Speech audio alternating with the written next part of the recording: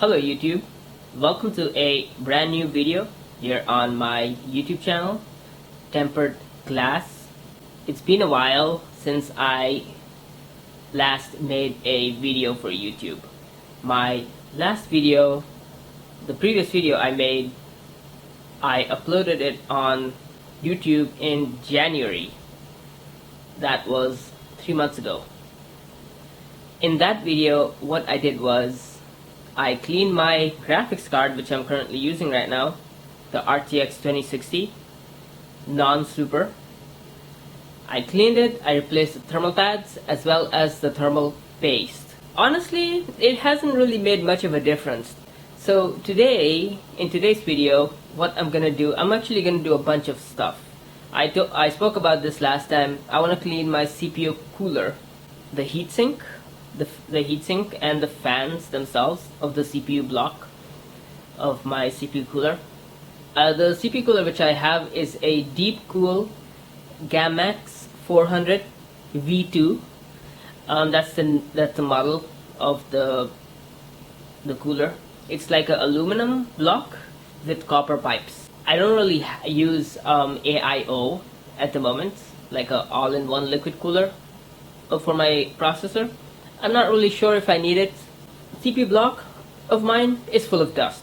It's chock full of dust, so I want to clean it, and I'm going to be doing that today. Also, I spoke about this in my previous video. I have a brand new graphics card. Well, it's not really brand new. It's a 6700 XT. I purchased it in November of 2022, and I still haven't opened it. And today I'm going to be opening it. I'm going to be replacing the RTX 2060 with this brand new graphics card. But before we do any of this, what I'm going to do is I am going to factory reset my PC. I'm going to factory reset the Windows. I have Windows 11. I was using Windows 10 last year. Windows 11 was released a while ago, but I wasn't one of the early adopters of Windows 11. I waited a while, and I finally installed Windows 11 last year. It was a free upgrade.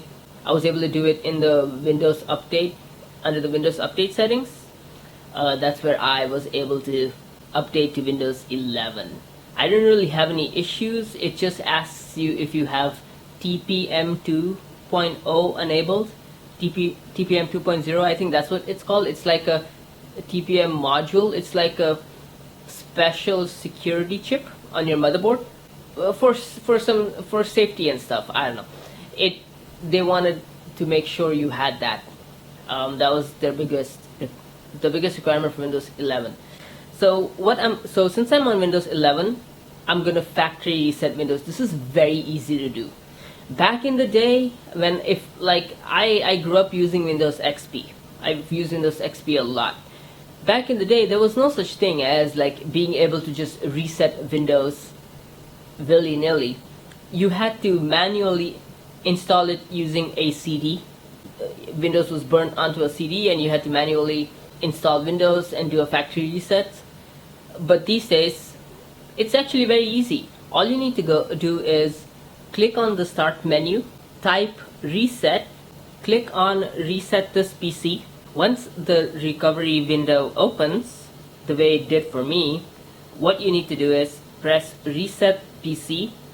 Next, it's gonna ask you if you wanna keep your files or if you wanna remove everything. What I'm gonna do is I'm gonna do a factory reset. I'm gonna remove everything. I have two SSDs in my PC. I have a 512 NVMe M.2 SSD. These are those long, thin rectangle SSDs that go directly onto the motherboard. And then I have a 1 terabyte SATA 3 SSD. These are like those plastic rectangle, really flat SSDs. I have mine mounted on the back of my PC case, on the back side. There's space for that, and these SATA 3 SSDs are very slim. You can just mount them anywhere. So I have two SSDs. I would love to get like a 4 terabyte or an 8 terabyte SSD in the future for Steam, just so I can put Steam games in it. But those are expensive, and I haven't been able to get any so far. But I do keep my eye open for. I will keep my eye open for a 4 terabyte SSD if I can find one for a good price. Anyway, so this is how you reset your PC. I'm gonna factory reset my PC. I'm gonna remove all the files. Once that's done, once the PC removes everything and clean installs Windows, like it does a fresh install of Windows, I'm gonna remove the graphic card, the RTX 2060 which I have. I'm gonna put in the new 6700 XT from Sapphire. This is a Sapphire Nitro Plus 6700 XT. I have to get the box, and I'm not sure what it is. Also, while I'm adding in the new graphics card, I want to remove the CPU heatsink and clean the CPU heatsink as well. It's just full of dust, and I'll probably clean the PC case a little bit. I have a microfiber cloth. I'm gonna wipe it down, make sure there's no more dust, because there's a lot of dust that just gets inside the PC case, and I always leave my tempered glass side panel off for certain reasons. Also, I have an N95 face mask. The N95 mask is designed to capture the dust that's in the air so that you don't breathe it in. It doesn't do a perfect job, but it should capture most of the dust while I'm cleaning the PC, because I don't want to be breathing in this dust. I don't think it's good. Okay, so Windows is currently being reset on my PC. While I was trying to reset the PC, it asked me a bunch of questions. The first question it asked me is, do you want to clear all the drives? Do you want to clean everything? And I selected yes, I wanted to do that. I told it to clean all the drives, both the drives. It said that doing it this way would take at least a couple of hours, but I decided to do it this way because if I'm gonna factory reset Windows, I want to make sure everything is removed, all the junk files, whatever has been on this PC for. By the way, I don't really install a lot of things on my PC. I really don't. I only install things on the C drive, like programs, and I put all the Steam games in my D drive. Make sure that if you have any important files on your PC, just make a backup of these files before you do a factory reset like this, because all your information will get deleted.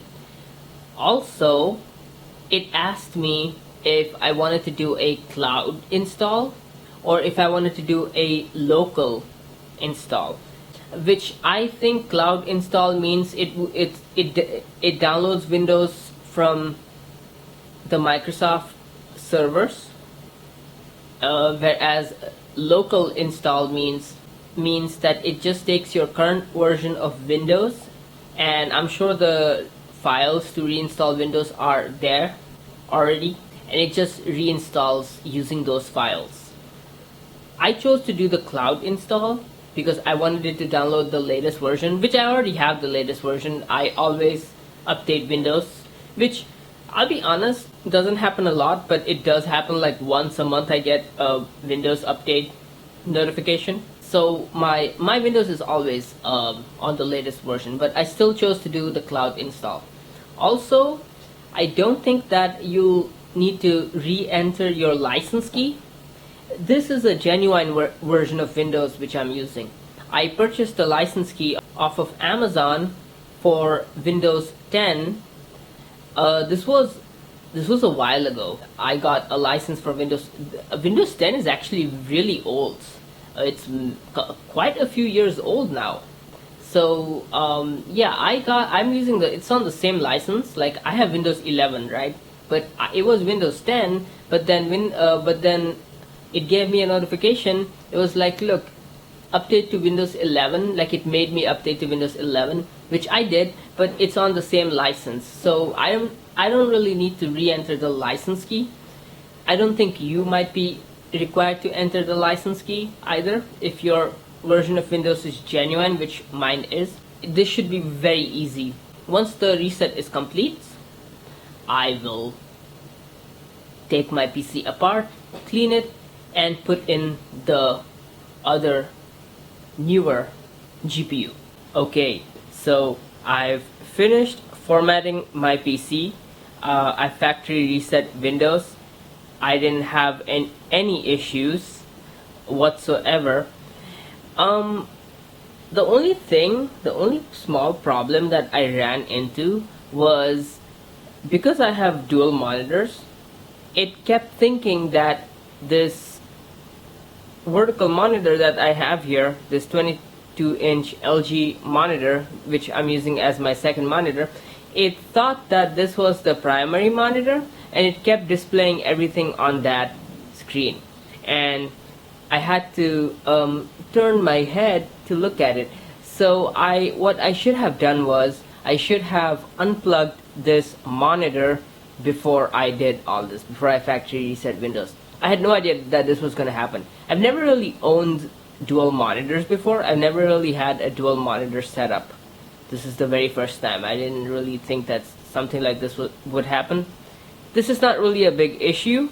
It was a very insignificant problem that lasted for a couple of minutes. But overall, resetting Windows was extremely easy, very simple. I didn't have any issues whatsoever. So now that I've factory reset Windows, what I'm gonna do is I will remove the CPU fan, the CPU fan cooler, as well as the graphics card. And I'm also gonna clean this PC case up because it is full of dust. The top of the PC case is just covered in dust. The front of the PC case is just covered in dust. I don't even have front intake fans. It's just covered in dust. It's been a while since I cleaned this PC. It's been like at least a year, almost a year, since I like properly cleaned this PC. In my previous video, which was 3 months ago, I cleaned the RTX 2060 GPU, but I didn't really do anything to the rest of the PC. I didn't touch it. I was like, okay, I'm gonna do this in the next video, and that next video is this video. So I will try my best. I have a microfiber cloth. I'm gonna try my best to just clean the PC case up. What I'm not gonna do is remove the motherboard. I'm sure there is some dust behind the motherboard, like there's this PC case, the back side, and the motherboard is screwed onto the PC, onto the back side of the computer case. So I'm sure there's some dust there, because dust can get anywhere. But I'm not going to remove the motherboard. I'm not going to be cleaning the motherboard today. Now, before we do anything, the very first thing I'm going to do is clean my desk up. I'm going to remove everything, remove the monitors, wipe everything down because there's dust on the table as well. I'm just going to clean the cables and everything and try to make the desk as clear as possible, free of any object as possible, because I want to keep the PC case right there in the middle. Alright, so I've removed the CPU cooler, and just look at how much dust there is. This aluminum block is caked. It's just covered in dust. Not only is the aluminum block covered in dust, but the fans themselves are covered in dust as well. I'm going to be cleaning both these fans as well as the CPU cooler, the block itself. Take a look at this RTX 2060. I cleaned this thing like 3 months ago. I replaced the thermal paste as well as the thermal pads, and I made a whole video about it. The heatsink is already, the edges of the heatsink are already covered in dust. I'm going to be cleaning this as well. And after I clean the RTX 2060, I'm not actually going to be taking this graphics card apart in this video. That's not going to happen. But what I will do is I'll just remove this dust from the heatsink, and I'll put this RTX 2060 back in its original box. I do have the original box for the RTX 2060. I don't really like to throw away the boxes of PC parts. So I've finished cleaning the CPU heatsink as well as the fans. Here's the CPU heatsink. I've finished cleaning this thing up. It was just full of dust. It looks almost brand new. And here are the fans. These are fractal design fans. Whereas the heatsink itself is a deep cool heatsink. These are the fans that came with my fractal design Meshify C mini case, and I'm using them on the heatsink. Both these fans are exactly identical. They're both 120mm. They're both of the same type.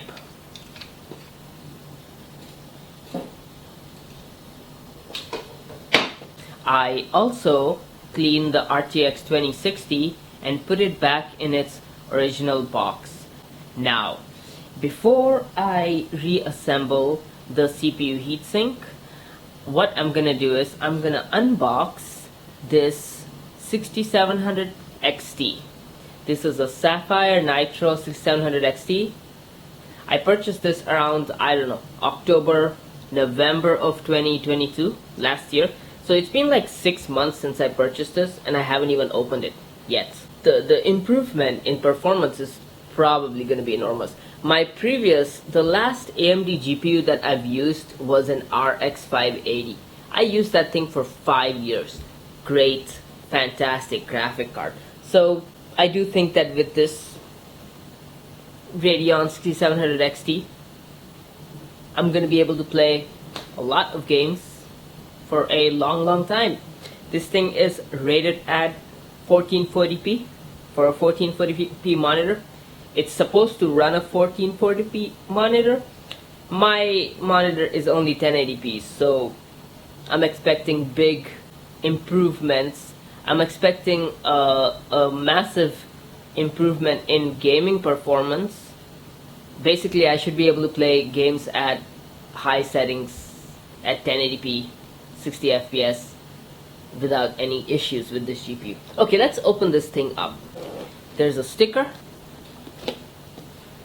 and I'm gonna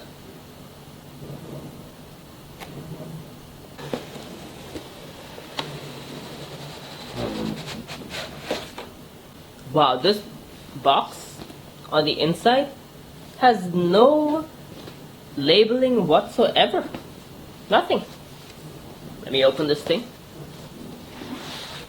A guide, address. Wow. Here is the GPU itself. There's absolutely nothing else in the box. No user manual, no CD.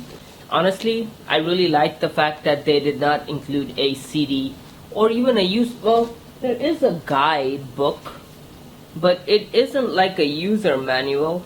It's a quick installation guide. It's a small booklet in multiple languages. Simple instructions. Also, no CD, and I think that's a good thing. Who uses CD to install GPU drivers? You should always go to the AMD or NVIDIA website to get the latest drivers. Wow, this thing is enormous. It is huge. Wow, it has a massive heatsink. I got this for a good price when I purchased it, and I purchased it brand new, and I'm really glad that I did.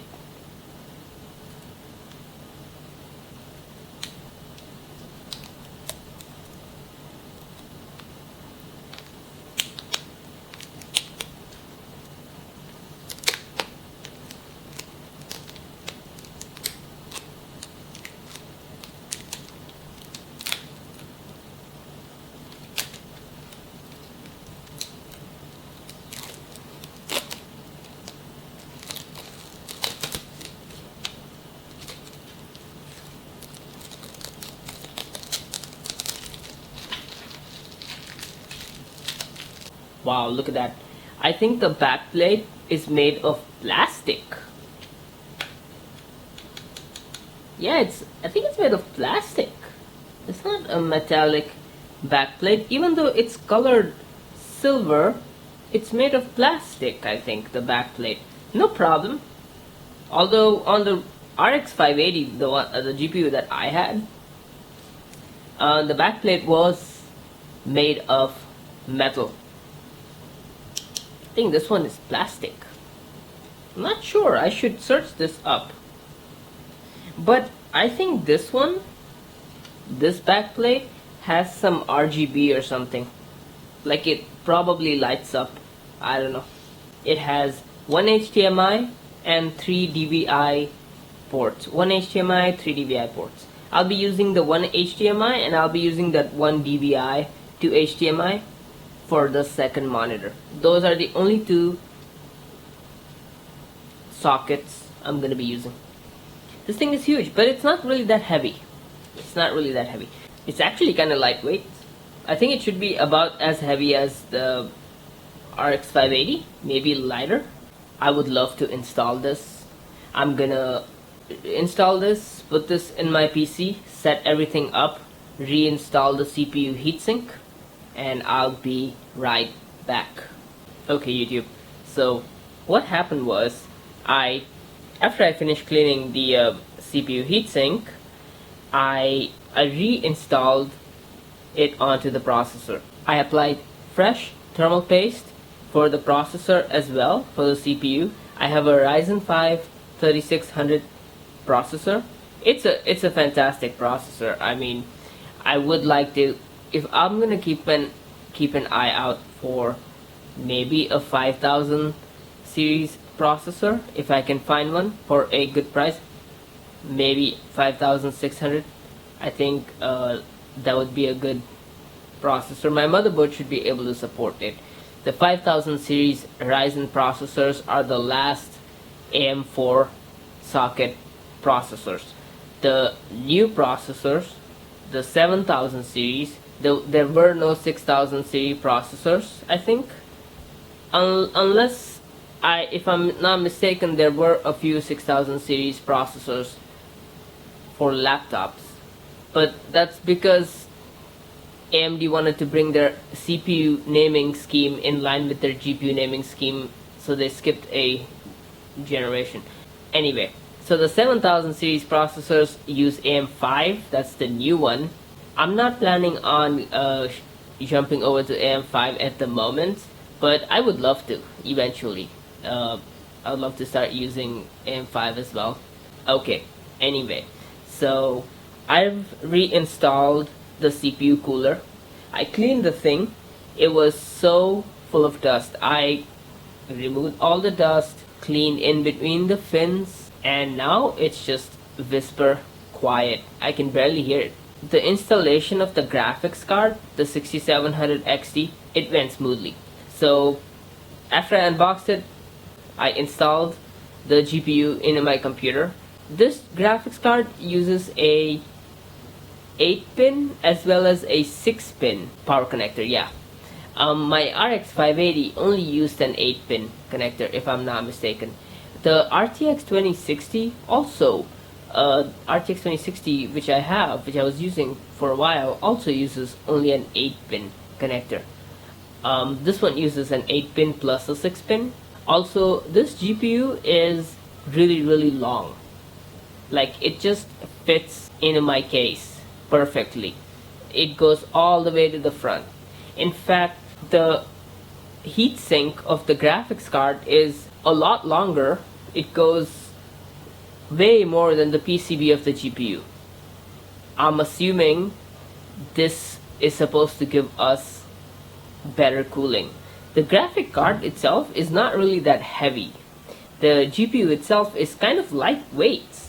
In fact, I think that the RX 580 which I have, the MSI RX 580 4GB, is heavier than the 6700 XT. I feel, I could be wrong. The driver installation for the graphic card went smoothly. I didn't have any issues.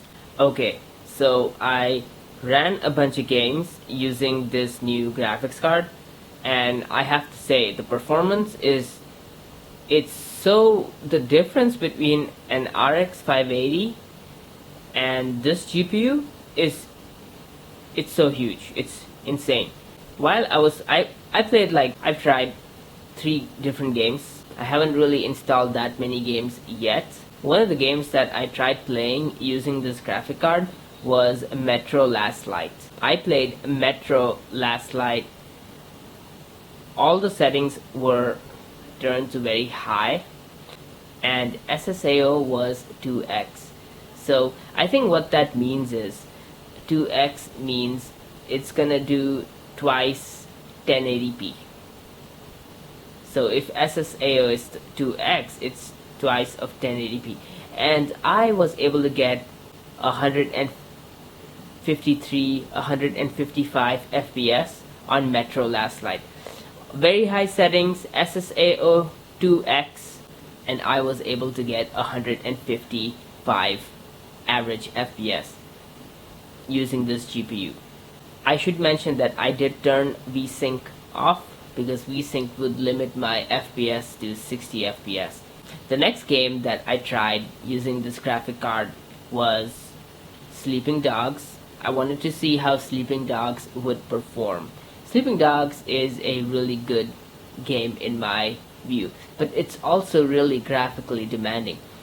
I was able to play Sleeping Dogs with my RX 580 at just at 60 FPS, 1080p on high settings. Sometimes it would dip below that. It would go to like 50 FPS if I was using my RX 580, but usually it stayed at 60 FPS. I was able to achieve 60 FPS average.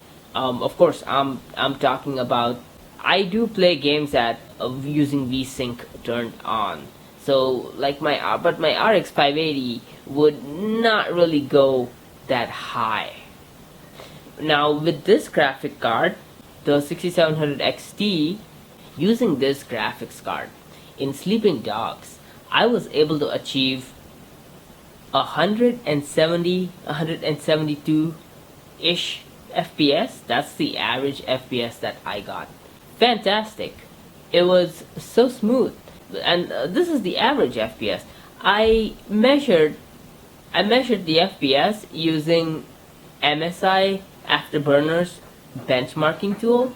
The way you use this tool is, when you start a game and when you're playing the game, you press a hotkey and MSI Afterburner starts benchmarking in the background.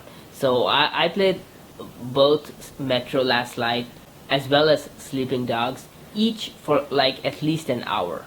Like each one of these games, I believe I played them for more than an hour. I was just having so much fun while playing these games that I definitely played them quite a bit. But this gave MSI Afterburner enough time to get a very accurate average FPS reading. Like, this is just a real world kind of performance using this graphic card. I don't really like to run synthetic benchmarks because it's not important to me, but I care more about if I'm able to play a game at a certain FPS, which if your monitor is 60 Hz, I prefer 60 FPS. And if I'm able to play that game at like high settings or not. And Sleeping Dogs, it was one of those games. 170 FPS, that is fantastic. Unfortunately, because my monitor is only 60 Hz, going beyond 60 FPS doesn't really matter. So even though I was able to play these games at like 150 FPS in Metro Last Light or 170 FPS in Sleeping Dogs, whatever the FPS is, or 200 FPS in some game, it doesn't matter because my monitor can only refresh 60 times per second. It's a 60 Hz monitor. One thing it's a BenQ 27-inch monitor. One thing I would like to do is see if I can get a slightly better monitor that can give me 144 hertz or something, because I would like to play these games at 120 FPS, see how it feels. You know what I mean? Like, that's something I would like to do, because now I'm able to play these games. Like, these games are going really high in terms of FPS, like 150, 170. I would love to play these games at such high FPS. But you do need a monitor with a high enough refresh rate to take advantage of getting such high FPS in games. The third game, by the way, which I've decided to play, which I decided to try out on this GPU, was Deus Ex Mankind Divided. On Deus Ex Mankind Divided, I got like 137 FPS. Not really that high, but this game struggled to run on the 2060 non-super. The RTX 2060, the one I was using before this. I mean, I have an RX 580, and I also have an RTX 2060. I have never played Deus Ex while I was using the RX 580, so I can't really compare. But Deus Ex Mankind Divided was having a hard time running on the RTX 2060, which is like slightly better than the RX 580. The RTX 2060 is like 6 gigabytes. I'm not sure if I've mentioned this. Maybe I have earlier in the video, but this 6700 XT, the Sapphire Nitro, is a 12 gigabytes graphics card. It has 12 gigabytes of VRAM. Yeah, I played Deus Ex using this. I got like 137 FPS. I think that's really good. That's fantastic. I'm going to be playing more games as well over time. I also wanted to talk about the temperature of this graphics card while I was playing games on it. Under heavy load, like Metro last night, everything was turned to very high. SSAO was turned to 2x. The only thing I turned off was VSync and motion blur, but everything else was turned on. All the settings were set to very high 1080p, because that's the resolution of my monitor. So under heavy load, this graphic card the junction temperature reached around 80 degrees Celsius, whereas the GPU temperature itself was 61 degrees Celsius. I think that these are very good temperatures. I think that this is a fantastic graphics card. All this time I was playing my games on an RX. I used that RX 580 for like 5 years. I only very recently got that RTX 2060 non-super, but the RX 580 I used it for like 5 years, and I played most of my games on that RX 580. This is like double. The 6700 XT gives me double the performance on the same processor, the Ryzen 5 3600, on the same processor, because that's the processor I've been using with all these graphics cards. And the power consumption of this graphic card wasn't really that high. It was like 160 something watts under heavy load, maybe 170 watts. But I'll be turning on VSync in most games. VSync just makes the FPS of your game match the refresh rate of your monitor. So my games are gonna be played at 60 FPS. So I think the power consumption in my case is gonna be very low for the most part while I'm playing games. Even on like very high settings, the power consumption is gonna be just like 40 watts or something, because I don't like to like play games with the FPS unlocked. I always like to turn on VSync. This limits the FPS, and this makes the GPU work less. Radeon GPUs also have this neat feature, which I'm sure which also the NVIDIA GPUs have. You can do the same thing in the NVIDIA control panel, but on AMD's GPUs, like on the AMD's software, the Adrenalin software, this feature is known as Radeon Chill. what it does is, if you turn it on, you can limit your FPS in games to do whatever you want. It's a very useful feature. For the most part, I didn't really mess with the settings in the Adrenaline software. Like I am familiar with Adrenaline. I'm familiar with both Adrenaline as well as the NVIDIA control panel, because growing up I did have an NVIDIA GPU. Now I've been using a lot more AMD, so I've used the RX 580 for like 5 years. I'm very familiar with AMD's Adrenaline software. It's actually very good. The first thing I did was set a custom fan curve for the 6700 XT, because I don't really want the GPU to reach 90 degrees Celsius before the fans turn on. I would rather the fans go to 100% at like 70 degrees Celsius. At that temperature, I can sacrifice a little bit of, like, it's okay if the fans are kind of loud. That's what I'm trying to say. I would rather protect the GPU. I don't want it to get destroyed. Which I'm sure GPUs don't get destroyed at super high temperature, because, well, as these companies like AMD and NVIDIA tell us, oh, these chips are designed to work at like 100 degrees Celsius, no problem. I should mention, I forgot to mention earlier, that the thermal paste which I used on the CPU while I was reinstalling the CPU fan cooler, the CPU block for cooling the processor, while I was installing that, the thermal paste which I used is the G-Lid one. It's the new one I recently purchased. It's the same one in which I used on the RTX 2060 in my previous video, where I took apart the RTX 2060 because I wanted to clean it and replace the thermal paste and the thermal pads. I do have half-used tube of Arctic's MX4 silver thermal compound.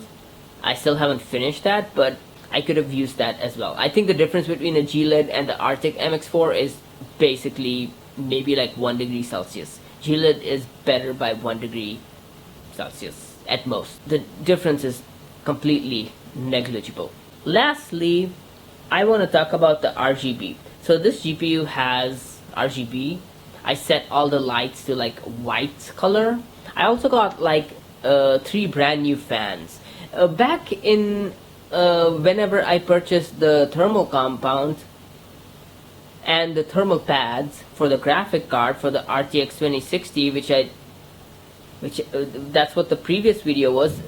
So I think in like November or something, October, I also purchased, along with the thermal pads and the thermal paste, I purchased a set of CPU fans, like case fans for your computer. These are fans from a brand called Galax. Galax, I think they make like GPUs and stuff, but they're not that active the way Zotac is, or the way Sapphire is with their GPUs. Anyway, so I have a bunch of Galax fans. I have 2 120mm fans. These are normal looking fans, and I also have this unique looking fan which is also 120mm, but this particular fan can only be mounted in one orientation, because as you can see on my PC, the fan blades on one side are protruding outwards. So this fan can only be mounted in one way. So I made this as the exhaust fan. I also was able to, these fans have ARGB, so I was able to make the RGB just white to match the GPU's RGB, which I also made white, so it looks very nice in my opinion. If I were to use the tempered glass side panel, if I were to like reinstall it onto this case, which I'm not going to do, it will look gorgeous. Like that white light shining through, it would look fantastic. Alright everyone, alright YouTube, I am really happy I finally got to install this graphics card into my computer, which is something which I wanted to do. I cleaned my CPU cooler. It was full of dust. I'm super happy. Yes, I even factory reset my Windows, which I'm glad I did that, because I feel like it had been like almost a year since I factory reset Windows. Factory resetting Windows just feels just feels a lot better. Like everything feels good. Everything feels buttery smooth. Like the computer turns on almost immediately. The programs start as soon as your PC starts up. Everything is just so fast. Or it just feels that way. So either way, I'm glad I got a bunch of stuff done. In my next video, what I'm probably gonna do is I'm gonna see if I can get an AIO all-in-one liquid cooler for my CPU. There's nothing wrong with this air cooler, as I said. It's fantastic. It supports up to 180 watt processors. My processor, the Ryzen 3600, Ryzen 5 3600, it's not a 180 watt processor. It's a 95 watt processor. That's the TDP of it. That's the highest amount of power that it can draw. So this CPU cooler, it's completely overkill. I don't really even need this one. But I would like to get an AIO liquid cooler for the CPU just for aesthetic reasons, just for aesthetic purposes. Thank you so much for watching this video. I hope it was fun. I'm so glad I fixed the microphone issues. Finally, goodbye.